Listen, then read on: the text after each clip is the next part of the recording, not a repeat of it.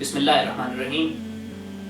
قرآن پاک میں سورہ آل عمران میں اللہ تعالیٰ کا ارشاد ہے کہ کنتم خیر امت اخرجت للناس تأمرون بالمعروف وتنہون عن المنکر وتؤمنون باللہ، کہ تم امتوں میں بہترین امت ہو۔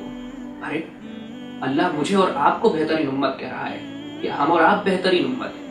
وہ کون سا غلط کام ہے کہ جو ہم نہیں کرتے؟ وہ کون سی برائی ہے کہ جو ہم میں موجود نہیں ہے؟ وہ کون سا گناہ ہے کہ جس میں ہم مبتلا نہیں ہیں؟ مگر اس مبتلا فیاض کی فیاضی دیکھیے کہ وہ اس سب کے باوجود مجھے اور آپ کو کہہ رہا ہے کہ تم بہترین امت ہو۔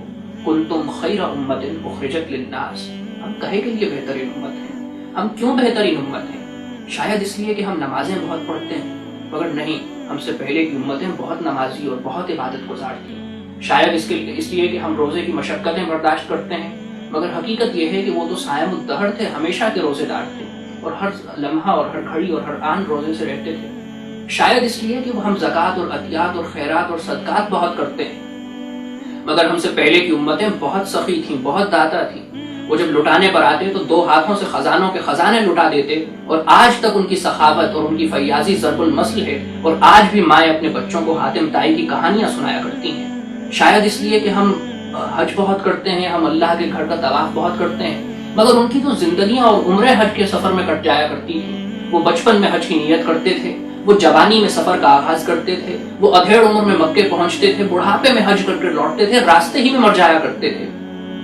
تو معلوم یہ ہوا کہ ہم نماز کی وجہ سے بہترین امت نہیں ہیں، معلوم یہ ہوا کہ ہم روزے اور زکوٰۃ اور حج کی وجہ سے بہترین امت نہیں ہیں۔ پھر کیوں بہترین امت ہے؟ اس لیے نہیں کہ ہم نمازیں بہت پڑھتے ہیں، اس لیے نہیں کہ ہم روزے اور زکوٰۃ اور حج کا اہتمام کرتے ہیں، بلکہ اس لیے کہ تأمرون بالمعروف وتنہون عن المنکر، کہ تم نیکی کا حکم کرتے ہو اور برائی سے روکتے ہو، اور اللہ پر ایمان لاتے ہو، اللہ پر ایمان رکھتے ہو۔ آپ الفاظ پر غور کیجئے کہ یہ نہیں فرمایا کہ تم نیکی کا باز کہتے ہو، یہ نہیں فرمایا کہ تم نیکی کی نصیحتیں کرتے ہو، یہ نہیں کہا کہ تم نیکی کی تلقین کرتے ہو، یہ نہیں کہا کہ تم نیکی کے مدرس بنتے ہو، بلکہ یہ کہا کہ تم نیکی کا حکم کرتے ہو اور برائی سے روکتے ہو۔ گویا تم اس نظام کے قیام کی جدوجہد کرتے ہو کہ جس میں نیکی کرنا آسان ہوتا ہے اور برائی کرنا مشکل ہوتا ہے۔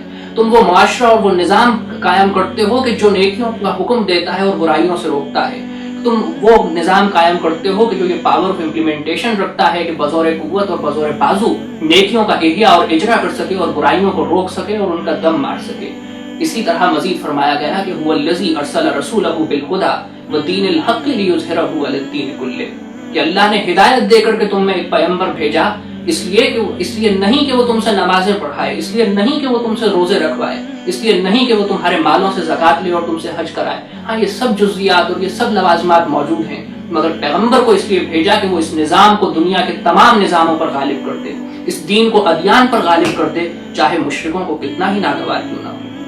قرآن کی ایک اور آیت میں مسلمانوں کی یہ صفت اس لحاظ سے بھی بیان کی گئی ہے کہ مومن تو وہ لوگ ہیں کہ جب ہم ان کو زمین میں اقتدار دیتے ہیں تو یہ 3 کام کرتے ہیں، یہ نماز قائم کرتے ہیں، یہ زکوٰۃ کا نظام قائم کرتے ہیں، یہ نیکی کا حکم دیتے ہیں، یہ برائی سے روکتے ہیں، اور یہ اللہ پر ایمان رکھتے ہیں۔ اب نماز محض ایک عبادت اور محض ایک عبادت نہیں ہے، بلکہ نماز تو ایک پورا نظام ہے مساوات کا اور برابری کا، ہر بڑے اور چھوٹے اور ہر اونچ اور نیچ کو برابر کر دینے کا، اور مساوات کی بنیاد پر ایک معاشرے کے قیام کا ایک نظام ہے کہ جو نماز کے نام سے موسوم ہے۔